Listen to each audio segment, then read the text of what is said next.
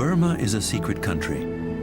To mark the break in the ties with British colonization, the military dictatorship decided in 1989 to give back to Burma its 13th century name, Myanmar. Far from instigating cultural renewal, the country cut itself off from the rest of the world and buried itself even further in shadow and mystery. Burma is, however, a land of great civilization, founded on the cross-cultural influence of India and China. Over the centuries, despite changes and invasions, the Irrawaddy, the great river that irrigates the heart of Southeast Asia's largest country, remains the immutable symbol of Burmese identity. It's a way for migration. All the rivers, mountains, hills, etc., follow the same pattern from north to south along the Irrawaddy River.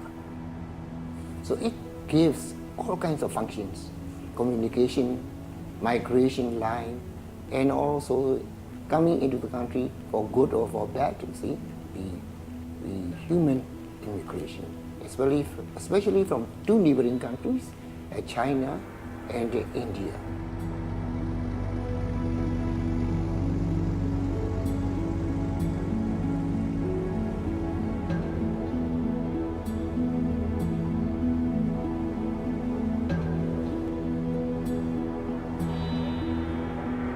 Highly religious, you see. We are, after all, Myanmar people, descendant of Satya race. Satya race is the race to which Gautama Buddha belongs. So that is it. Because of these geographical features, there's a migration from across the mountain from Nepal and India, who were the descendants of Satya race, Gautama Buddha's race. Dominating Rangoon, the Shwedagon, a 100-meter-tall stupa, is the most sacred Buddhist sanctuary in Burma. Every day, thousands of Burmese come here to pray or make offerings.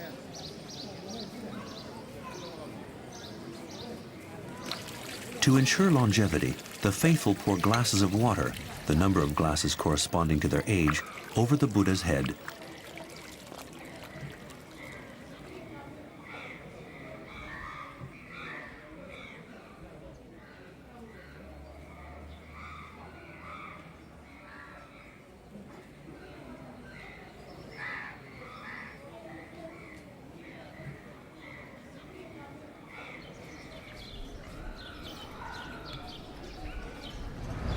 With its 5 million inhabitants, its poorly maintained colonial heritage, and its second-hand, made-in-Japan vehicles, Rangoon is a city full of charm, but whose development seems to have stopped in the 1970s. Far from Bangkok, Singapore, or Saigon, Southeast Asia's most important cities, Rangoon is awaiting its turn. To feel the city's heartbeat, you have to go down to the port, which lies on the delta formed by the Irrawaddy and its tributaries.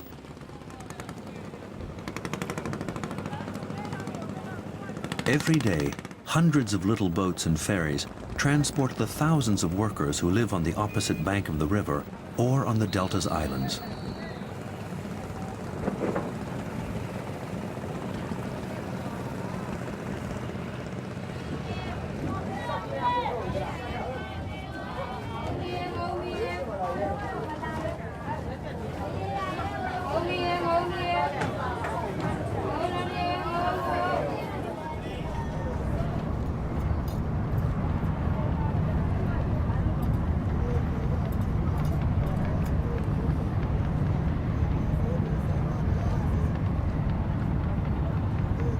It is the end of September.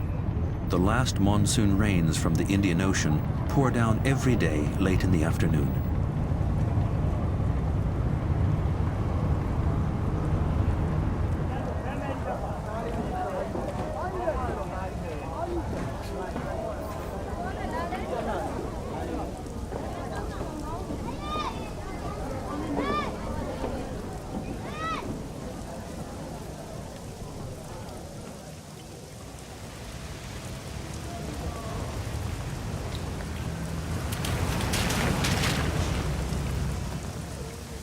Rangoon is one of the wettest cities in all of Southeast Asia. Here, you live with rain, you get used to it. You just have to remember to bring your umbrella and to wear your flip-flops.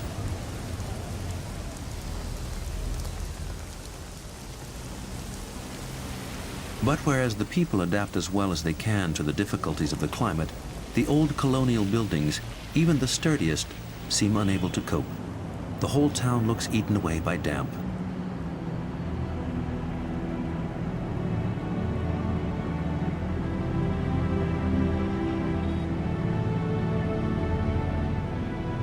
We leave Rangoon and the monsoon to return to the Irrawaddy at Bamo, 1,000 kilometers further north, near the Chinese border.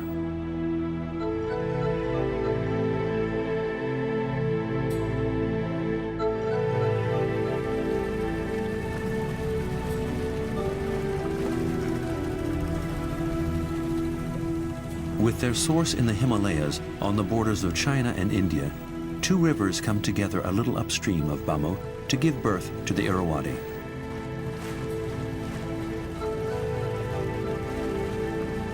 As it flows into the plain, emerging out of the morning mists, the great sacred river of Burma looks peaceful.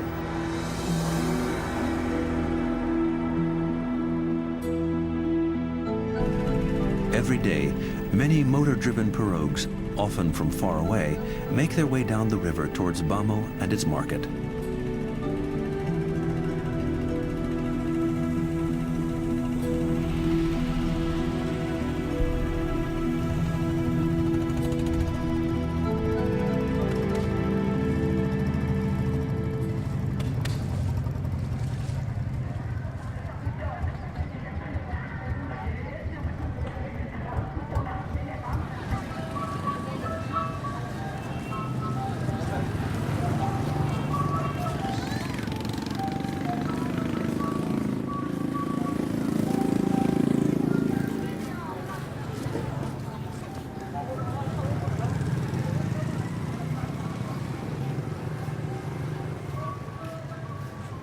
In the 17th century, at a time when China was closed to foreigners, Bamo was the gateway for Westerners who wanted to gain entrance. Times have changed. The border with the province of Yunnan is no more than 50 kilometers away. Given the commercial strength of China, it is quite clear that today, China keeps Bamo alive. This explains why the city has one of the most important markets in the north of the country.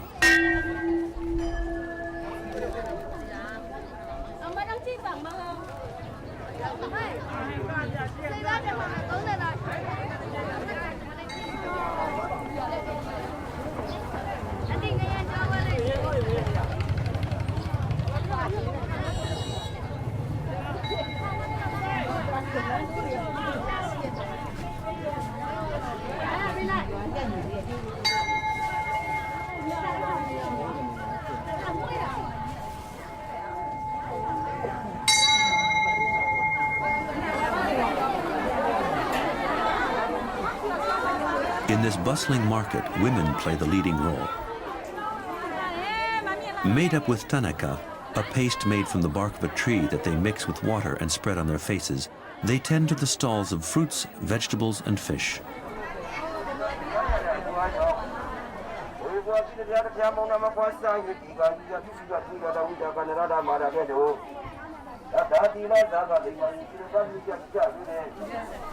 The Bamo market is huge.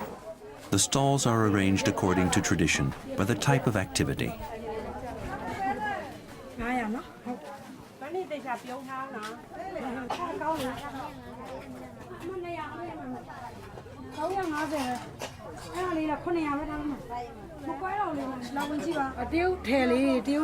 At the market, you can find cloth, clothing, towels, and blankets that all come from China.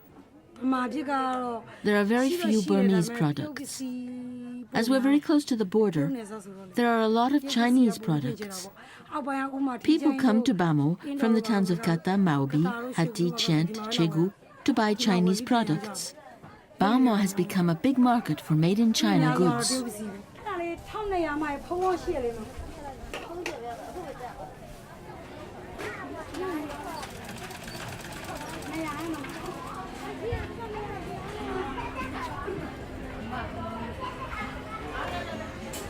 Everything from China comes by road before being loaded onto cargo boats. There's only one type of cargo boat on the Irrawaddy.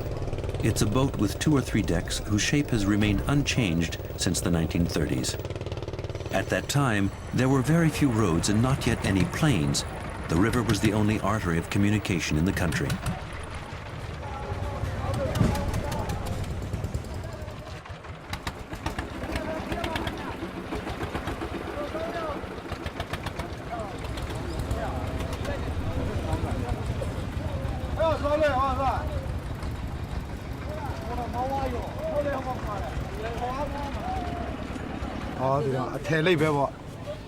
We import cloth, blankets. All these products come from China. There's also furniture, everything you use in the house, like kitchen utensils. All this goes to Mandalay, and from there to the rest of the country.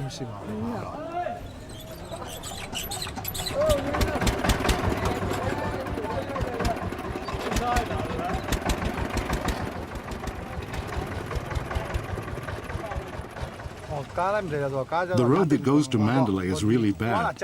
My truck, it would take too long, whereas my boat, it takes only one night. And the trucks can't carry so much. From Bamel to Mandalay is 450 kilometers. Trucks are really not the best way to do it.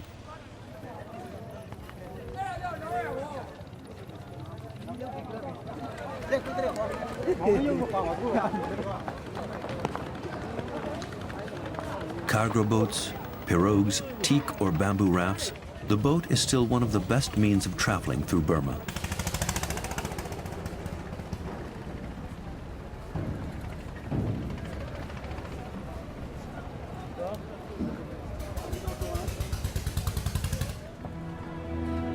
We are leaving Bamel on board Pandau, a little cruise ship built like the old boats of the Irrawaddy flotilla. This company, founded in the 19th century, became part of the country's history in 1942 when Burma, part of the British Empire at that time, was invaded by the Japanese. Rather than letting them fall into the hands of the enemy, the officers of the Irrawaddy flotilla scuttled the company's 600 boats.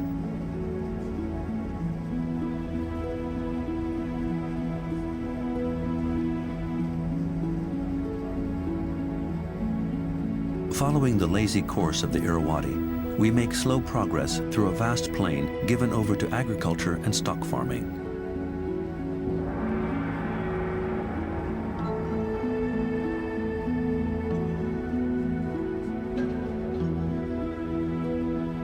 The fertility of the region's land is due to the Irrawaddy. The river often bursts its banks and floods the surrounding plain. This is why the inhabitants have to build their houses on piles.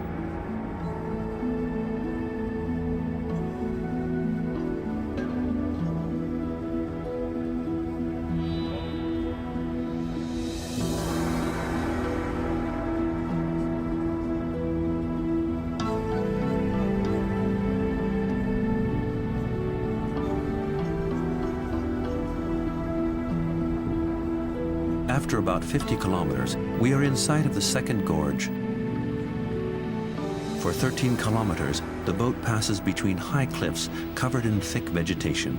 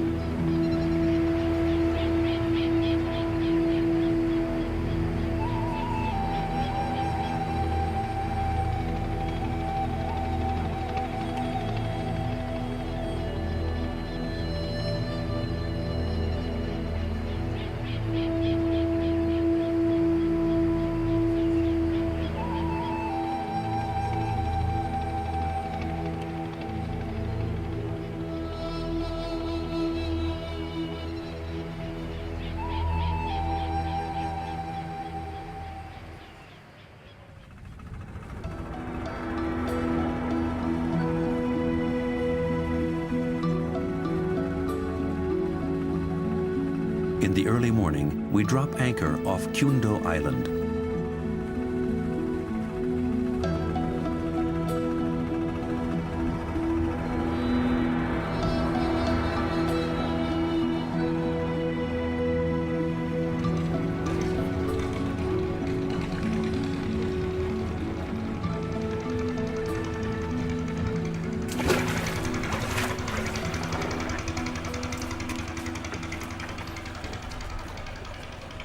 The jetty opens onto a long corridor that is strangely deserted.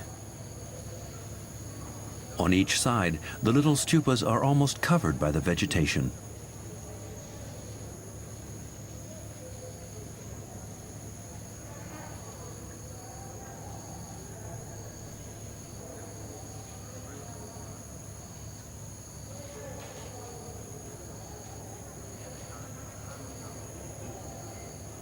Little by little, groups of men and women walk up the long path that leads to the temple.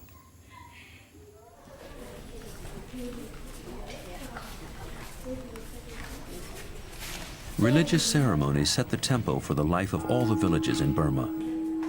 The most important festivals are connected to Buddha, and in particular to his birth. Others, like Lent, which coincides with the rainy season, are devoted to the meditation of the monks. These feast days sometimes coincide with more ancient rites. That's why today the people of Kyundo celebrate the end of Lent as well as the full moon. Today is a day of prayer. People come to the temple with offerings. They pay homage to Buddha. They meditate by counting or fingering rosary beads.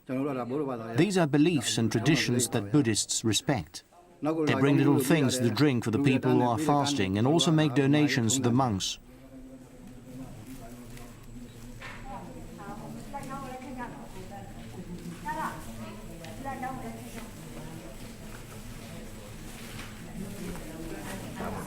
I'm part of the group that takes care of the pagoda. We count the money received in offerings that will be used partly to restore the temple and also to give donations to the monks.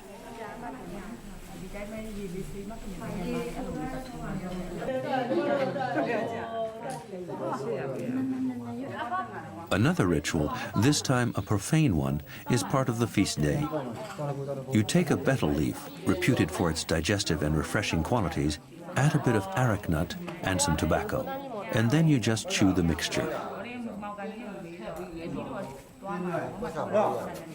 Once the prayers are finished and the donations collected, the people head for the part of the monastery where the monks live.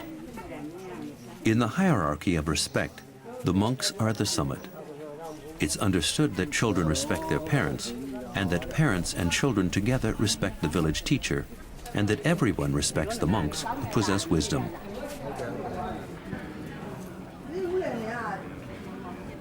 And so, the monks are not only at the heart of religious life for the Burmese people, they are at the center of social life as well.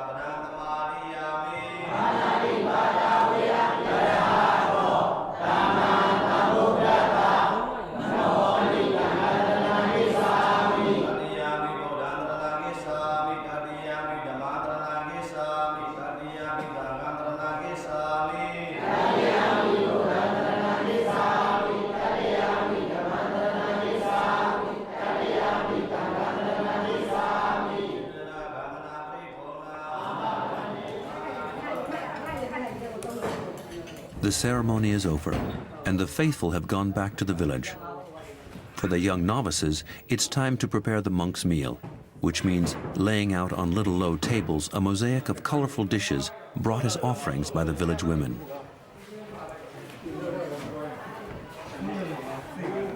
This meal is important. After midday, the monks take no solid food. So, while waiting for them all to gather for the one meal of the day, the food is put under a cover to protect it.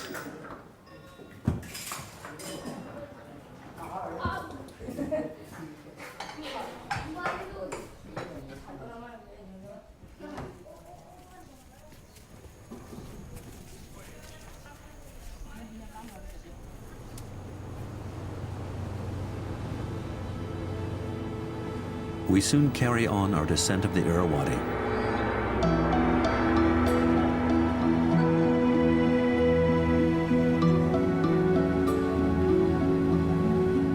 This slow, peaceful navigation is conducive to meditation.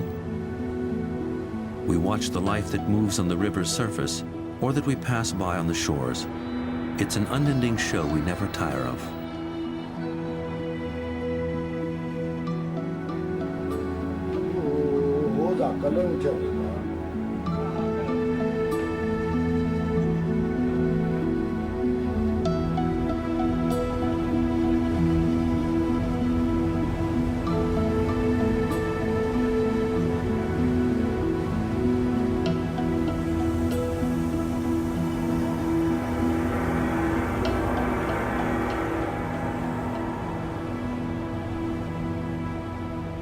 We soon come to the village of Phou.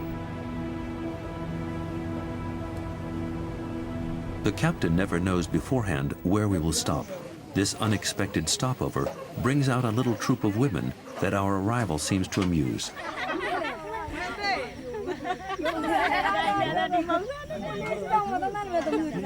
Does the boat often stop here? No, this is only the second time. Do you find it funny? The children are at school at the moment. Otherwise, they'd all be here.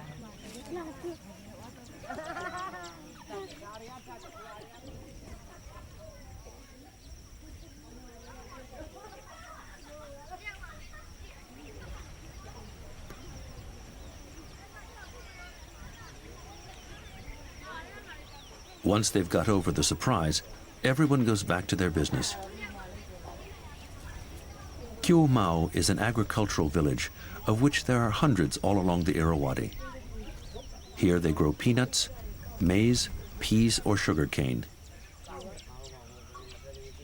Life is lived to the rhythm of the seasons and the natural cycles of sowing and harvesting. During the calm periods, or when the men are fishing, the women of the village meet on the terraces simply for the pleasure of talking.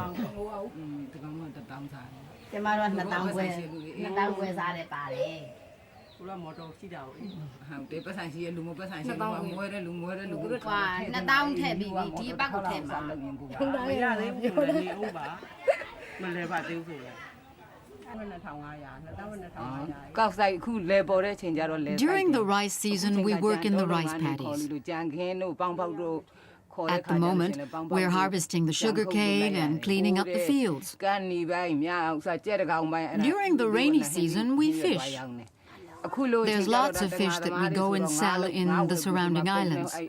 But we also go to the big cities, like Mogo, Mandalay, or even Inde or Leda that are further west. When we go home at the end of the day, we eat, we wash, and then we do our makeup with Tanaka.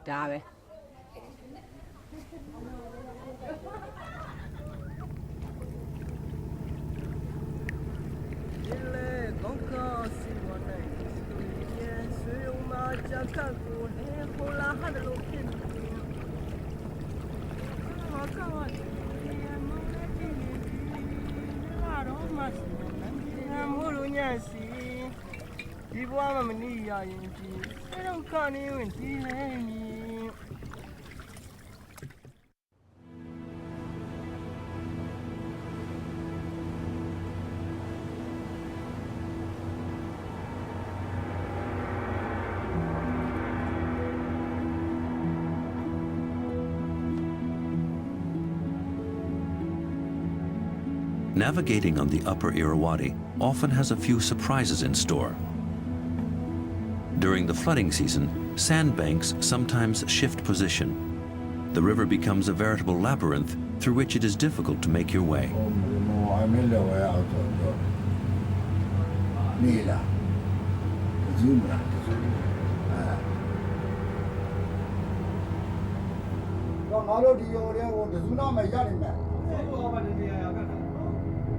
As we are sailing calmly toward the south, the captain suddenly stops the engines.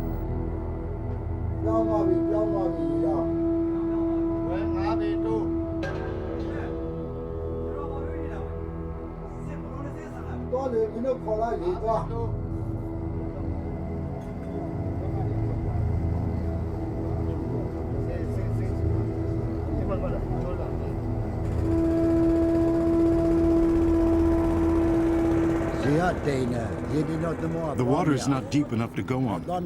I've sent out a boat to find a passage.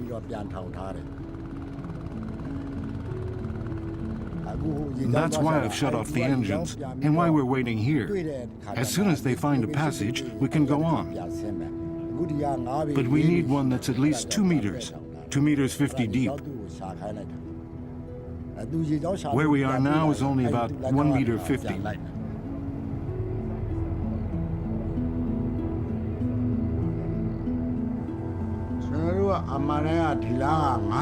I haven't navigated in this region for 5 years. Despite my experience, I must keep an eye on the water's surface attentively to find our way, to decide whether we go ahead or not. You have to observe the weeds that are on the water's surface. When they are sparse, it's all right. But when they are thick, you have to avoid them. You can guess on the water's depth according to the size of the whirlpools. A 30-centimeter diameter corresponds to 1 meter depth. A meter's diameter means 3 meters depth. These are the techniques we use to gauge the water's depth. We haven't got sophisticated instruments to do this. We only have our eyes.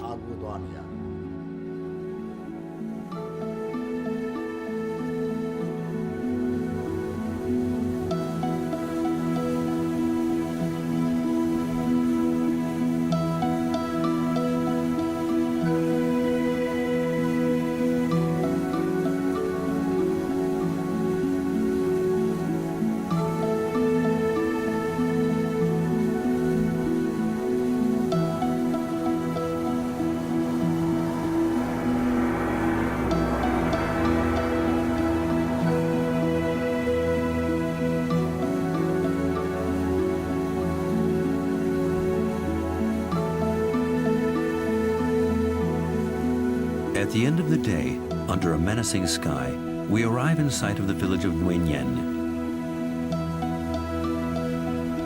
With the exception of Bamo, that lives on its commerce with China, all the villages of the Irrawaddy live on fishing and agriculture, subsistence for the most part. Nguyen is the exception to the rule. Here, each house is a workshop, and every inhabitant is a potter. The whole village lives, works, and thinks pottery.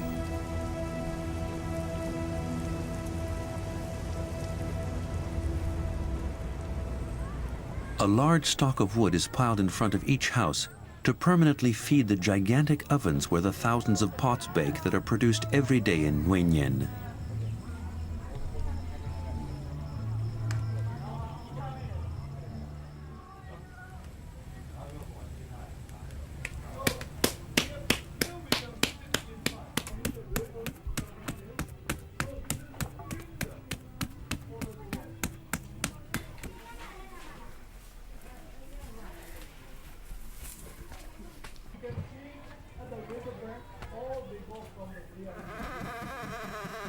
I'm making notches so that the earth sticks.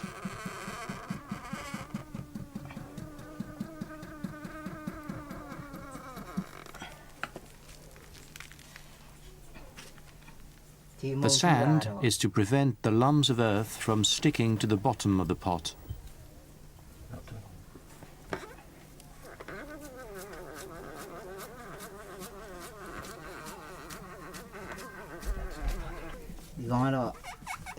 To make the pot, you have to stick pieces like this together.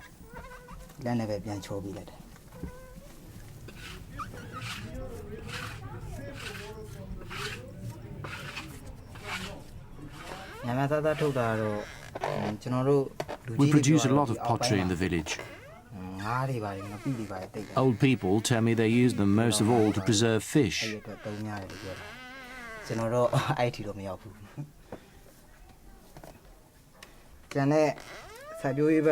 In regions of plantation, the big pots are used to preserve corn or rice.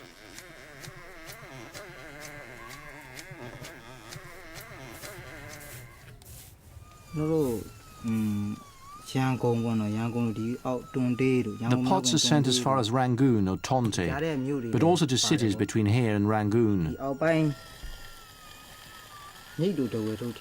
They are sent very far away, sometimes to the far end of Burma.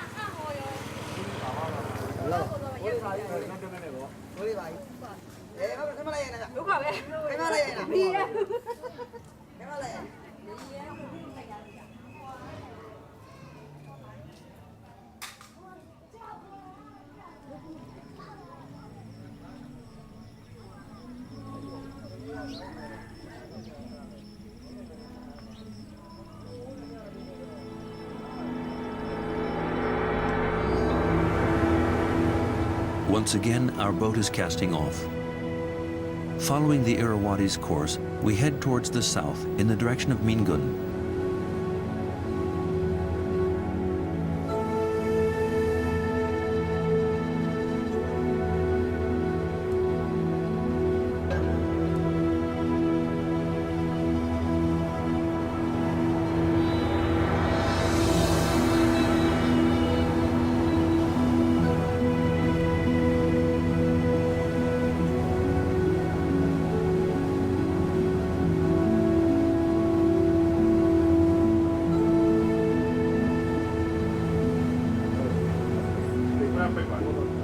At the end of each day, we understand a little better the place the Irrawaddy River holds in the lives of the Burmese people. We know the Irrawaddy is an artery of communications for commerce, as well as a boon to peasants whose lands are enriched by the river's waters.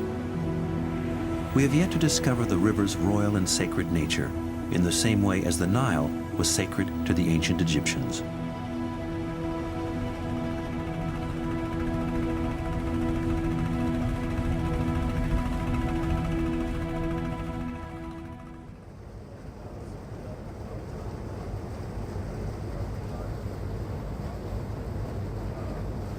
One last maneuver in the river's arms, and we arrive at Mingun. Mingun is home to a gigantic unfinished pagoda that the Burmese have nicknamed the biggest pile of bricks in the world.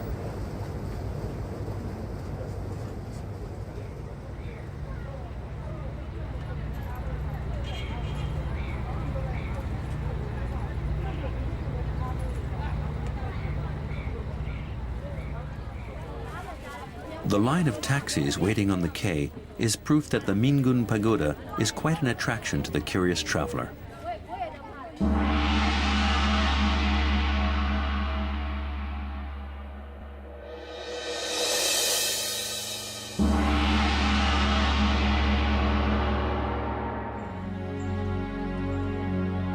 This gigantic stupa is the work of a megalomaniac king. Instead of following the precepts of Buddha based on wisdom, Bodapaya, a Burmese king at the beginning of the 19th century, wanted to build the tallest pagoda in the world, 152 meters tall, higher than the 127-meter Thai pagoda Nakhon Pathom. In vain, he sank all his country's resources into this project. When he died in 1819, the pagoda measured only a third of its height. It was to collapse a few years later in an earthquake.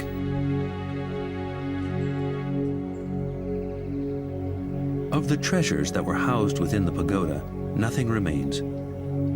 These piles of brick, covered here and there by bits of stucco, are the only remains of two mythological statues representing giant lions erected at the pagoda's entrance.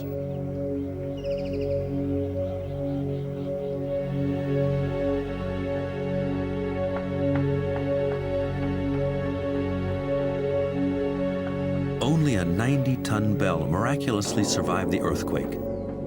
It is considered today as the largest operating bell in the world.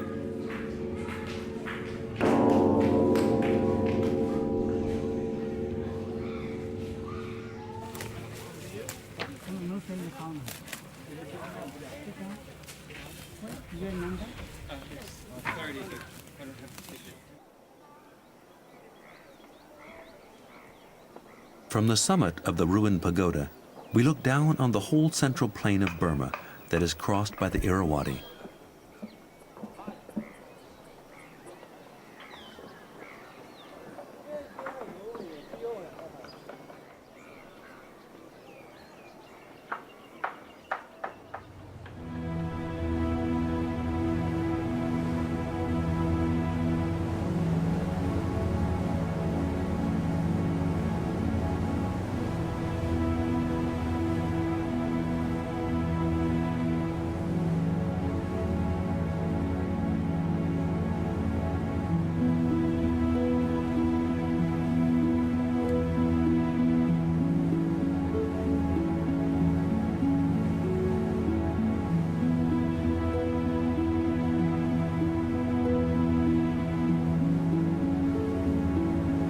Our journey on the Great River is coming to an end. After a short stopover in Sagang, we head for Bagan, the town of 1,000 pagodas.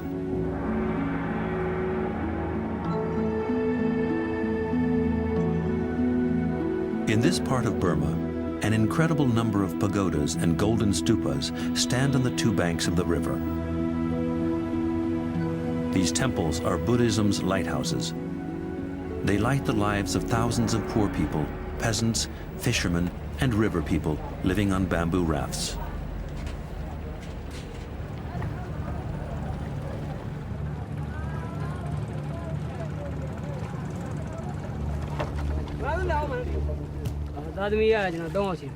I have 3 children. With my wife, that makes 5 of us. We sleep, we live on the raft. We always travel together. We never stop. We travel all year long.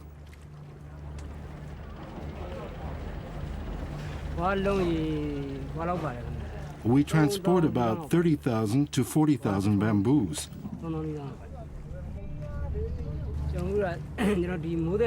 When there's a storm or it rains hard, everything comes loose. When that happens, we really lose a lot.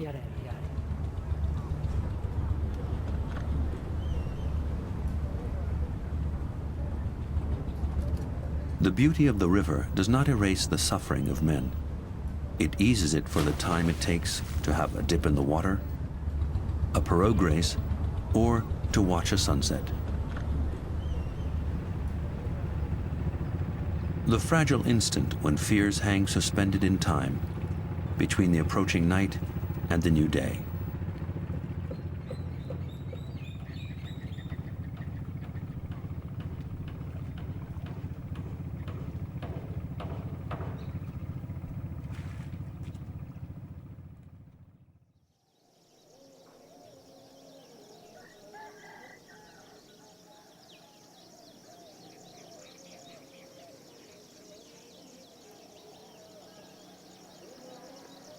Day is dawning on Pagan.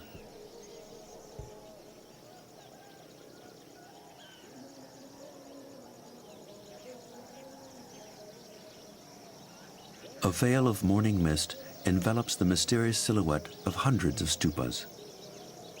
In the golden age of Pagan, there were 13,000 temples and pagodas erected on the banks of the Irrawaddy.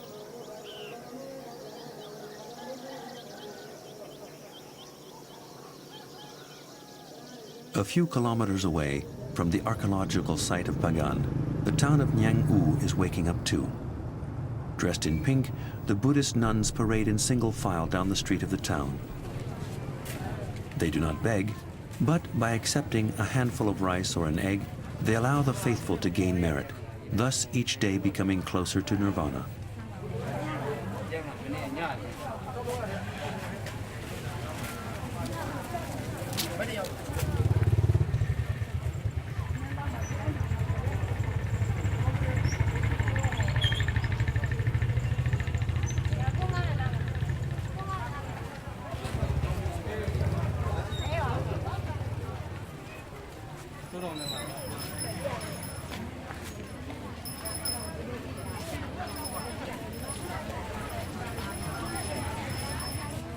The same faces made up with Tanaka. At Nyang-u, like at Bamo, it's the women who run the market. The men are at the cafe, or rather, the tea house.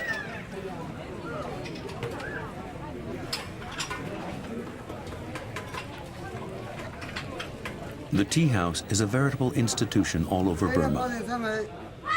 Friends meet there to chat about the rain or the good weather, or, more discreetly, about the country's political situation.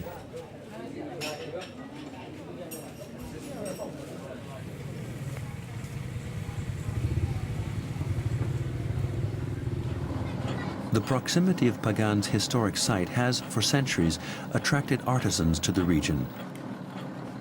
Generations of sculptors and painters have thus worked on the restoration of the great pagodas. Some of them, like the sculptors, have learned their trade from contact with Indian artists. Others, like the lacquer engravers, inherited a technique from China. After having been harvested from the lac tree, the lac, which is the sap of this tree, is deposited in successive layers on bamboo objects. Only when it has dried is the lacquered object given into the hands of the master engraver.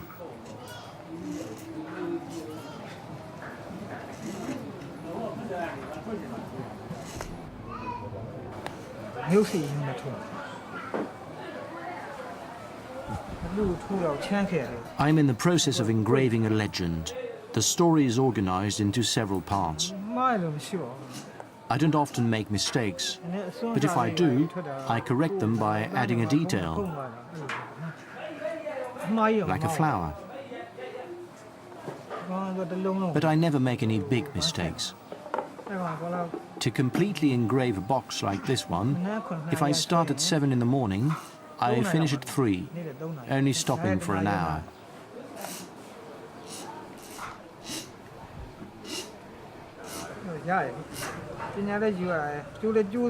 In fact, one learns by watching others work. If someone else makes something better, you try to take inspiration from it.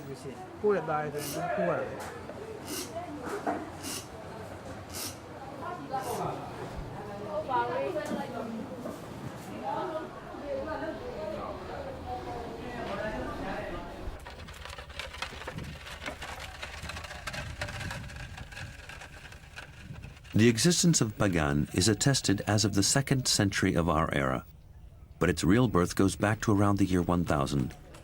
At that time, the Burmese were followers of a sort of syncretic religion, mixing Buddhism, Tantrism, and Shivaism. Under the king Anavrata, Buddhism took prominence all over the country, but the influence of India was always present from both a spiritual and an architectural point of view.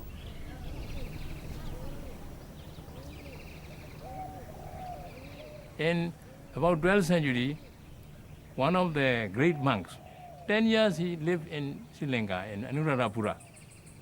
After he came back to Pagan, he copied the Tuparama Stupa, and then he built here, Sabada Pagoda. He built in 12th century, during the time of King Ranabdi Sidhu. So we have South Indian type, Central Indian type, North Indian type, Sri Lankan type. Yeah.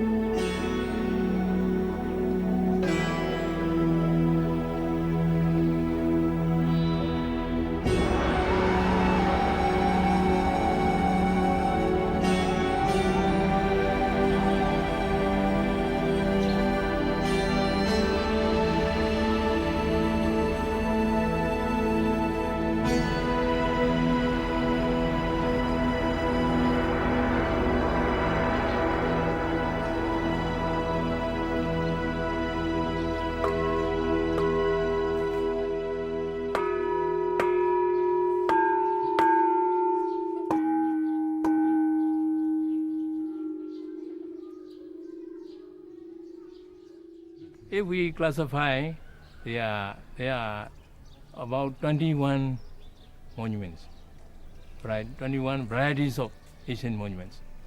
Mainly, we have two types. So the first type is solid type, to enshrine the relics inside the relic chamber. And second type is hollow type like Ananda. In South India, inside there is a Shiva Linga. Here in the center, Buddha image.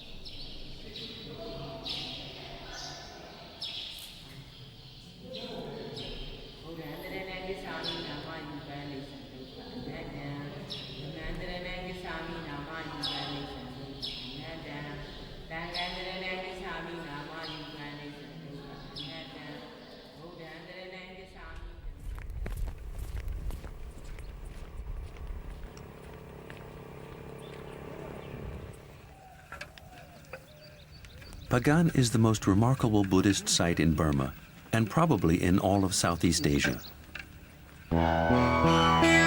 Today we can enumerate almost 2,000 religious edifices out of the 13,000 that were in existence 1,000 years ago. Some of them dominate the landscape, such as Ananda, Shvezando, and Shwezigon. They co-inhabit the Pagan plain with hundreds of stupas, more modest witnesses left through the centuries by princes or wealthy traders. Whatever may have been their architectural ambition, the majority of them house masterpieces erected in honor of Buddha.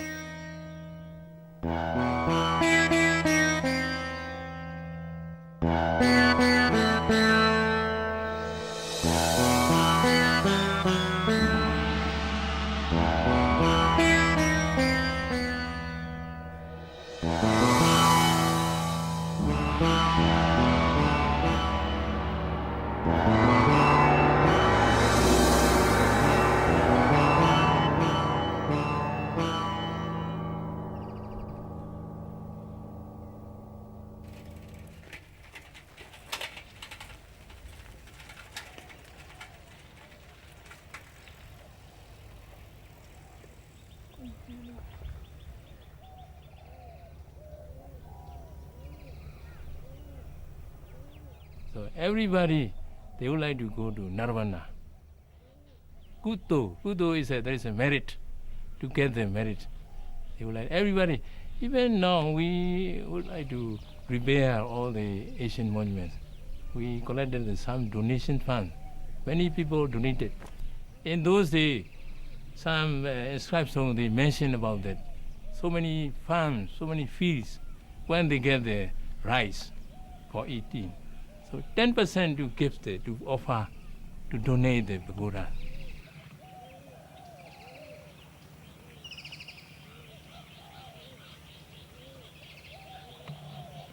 Over the centuries, the temples were often pillaged or profaned. Today, they are part of the archaeological site of Pagan. The majority of them are simply protected by guards who live on the site and who have the right to cultivate a little plot of land in the shade of the stupas.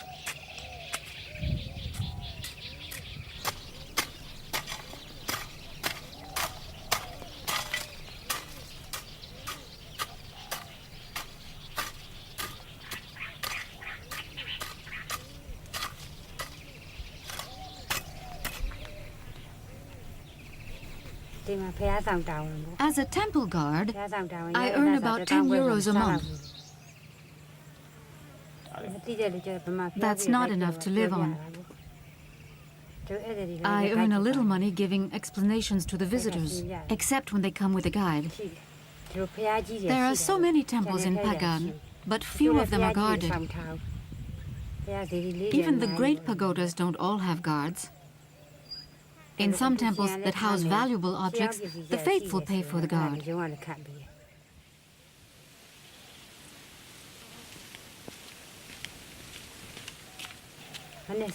I pray every morning or every time I go to the temple to change the flowers.